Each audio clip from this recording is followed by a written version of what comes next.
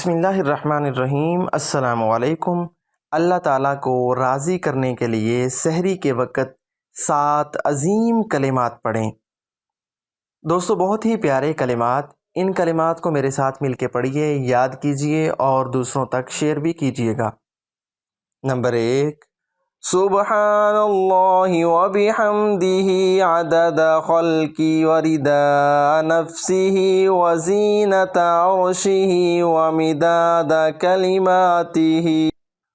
Number 2، الحمد للہ علی کل حال۔ نمبر 3، الحمد للہ علی کل شیء۔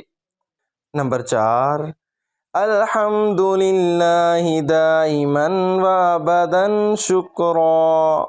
نمبر 5، الحمد للہ الذی احیانا بعد ما اماتنا والیہ النشور۔ نمبر 6، لا الہ الا اللہ وحدہ لا شریک لہ لہ الملک ولہ الحمد وہو علی کل شیء قدیر۔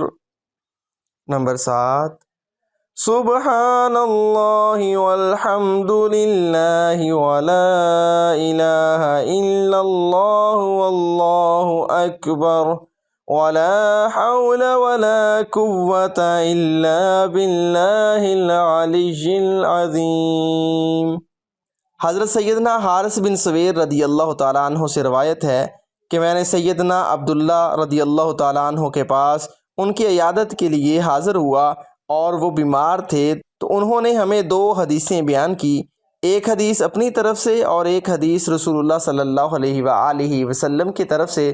انہوں نے کہا کہ میں نے رسول اللہ صلی اللہ علیہ وآلہ وسلم کو فرماتے ہوئے سنا کہ اللہ اپنے مومن بندے کی توبہ پر اس آدمی سے زیادہ خوش ہوتا ہے جو ایک سنسان اور ہلاکت خیز میدان میں ہو اور اس کے ساتھ اس کی سواری اور اس پر اس کا کھانا پینا ہو، اور پھر وہ سو جائے اور جب وہ بیدار ہو تو دیکھے کہ اس کی سواری جا چکی ہے اور اس کی تلاش میں نکلے یہاں تک کہ اسے سخت پیاس لگے، اور پھر وہ کہے کہ میں اپنی جگہ پر سو جاؤں گا یہاں تک کہ مر جاؤں، پس اس نے اپنے سر کو اپنی کلائی پر مارنے کے لیے رکھا، پھر وہ بیدار ہوا تو اس کی سواری اس کے پاس ہی کھڑی ہو اور اس پر اس کا زاد راہ اور کھانا پینا ہو، اللہ تعالیٰ مومن بندے کی توبہ پر اس آدمی کی سواری اور زاد راہ ملنے کی خوشی سے بھی زیادہ خوش ہوتا ہے۔